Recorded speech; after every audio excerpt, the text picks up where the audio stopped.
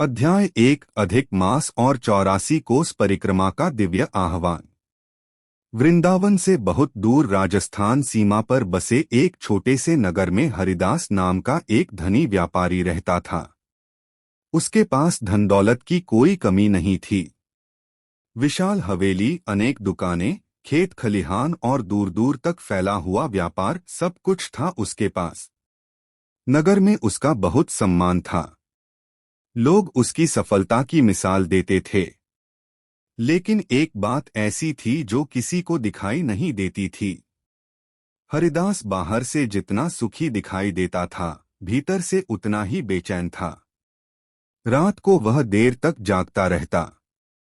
कभी व्यापार की चिंता, कभी भविष्य की चिंता, कभी धन के घटने का डर, तो कभी किसी नए लाभ की इच्छा। उसका मन कभी शांत नहीं रहता था। एक रात वह अपनी हवेली की छत पर टहल रहा था। आसमान में पूर्णिमा का चांद चमक रहा था, लेकिन उसके मन में अंधकार था। उसने स्वयं से कहा, मेरे पास सब कुछ है, फिर भी मन को शांति क्यों नहीं मिलती। उसी समय दूर मंदिर से भजन की ध्वनि सुनाई दी। राधे राधे जपो, चले आएंगे बिहारी। न जाने क्यों वह भजन उसके हृदय को छू गया। अगले दिन नगर में समाचार फैला कि एक महान संत पधारे हैं। उनके दर्शन और प्रवचन सुनने के लिए हजारों लोग एकत्रित हो रहे थे। हरिदास भी वहां पहुंच गया। संत एक विशाल पीपल के वृक्ष के नीचे बैठे थे। उनके चेहरे पर अद्भुत तेज था। आंखों में करुणा और वाणी में मधुरता थी।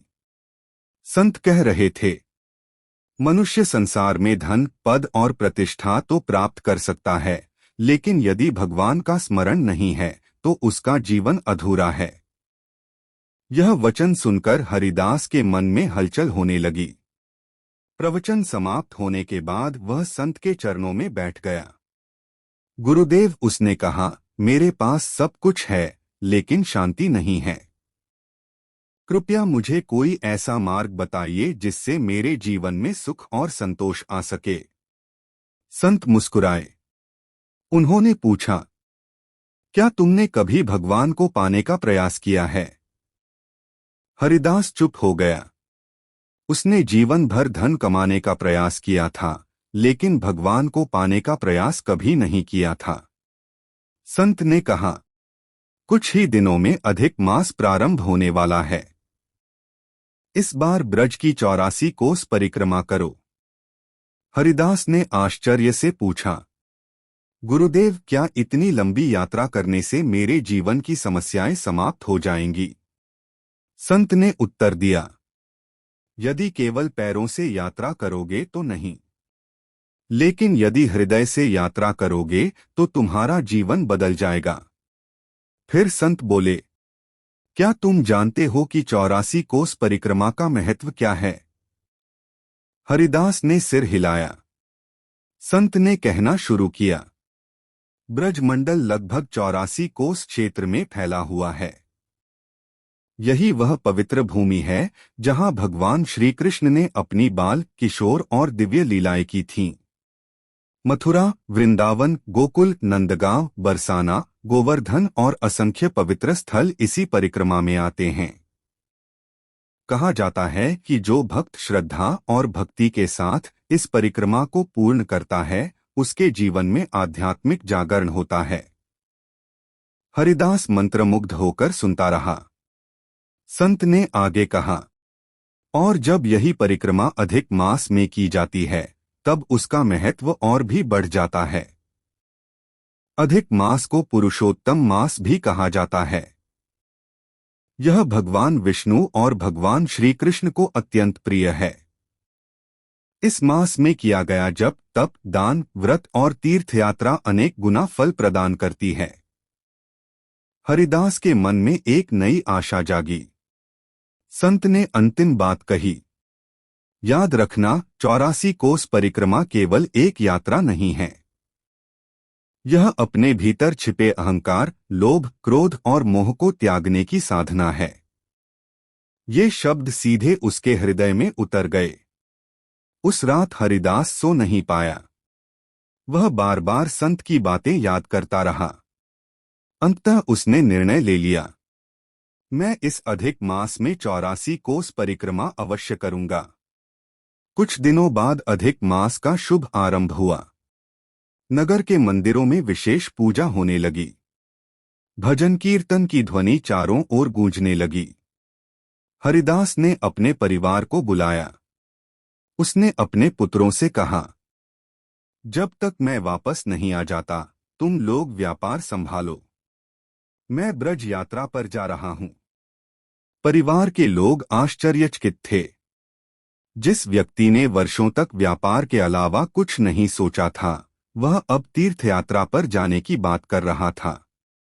लेकिन हरिदास का निर्णय अटल था। कुछ दिनों बाद वह ब्रजभूमि के लिए निकल पड़ा। कई दिनों की यात्रा के बाद वह मथुरा पहुंचा। जैसे ही उसने ब्रजभूमि की पावन धरती पर कदम रखा, उसके भीतर एक अनोखी भावना जाग उठी। चारों ओर से राधे राधे की ध्वनि सुनाई दे रही थी। सड़क पर चलते लोग एक दूसरे का अभिवादन भी राधे राधे कहकर कर रहे थे। मंदिरों की घंटियां बज रही थीं। भक्तों के समूह भजन गा रहे थे। हवा में भी जैसे भक्ति घुली हुई थी। हरिदास ने महसूस किया कि यह स्थान सामान्य नहीं है। वह एक धर्मशाला में ठहरा। रात को वहां उसकी भेंट एक वृद्ध ब्रजवासी से हुई। वृद्ध ने पूछा, कहां से आए हो बेटा? राजस्थान से, हरिदास ने उत्तर दिया।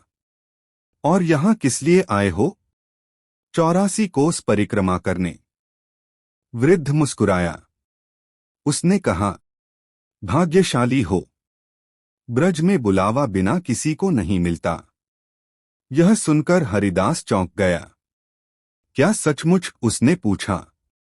वृद्ध बोला, हाँ बेटा, लाखों लोग इच्छा करते हैं, लेकिन ब्रज वही पहुंचता है जिसे राधा रानी बुलाती हैं। यह सुनकर हरिदास के हृदय में श्रद्धा का भाव और गहरा हो गया। उस रात उसने पहली बार मन से प्रार्थना की, हे राधा रानी, यदि सचमुच आपका बुलावा आया है तो कृपा करके मुझे इस यात्रा को सफल बनाने की शक्ति दीजिए।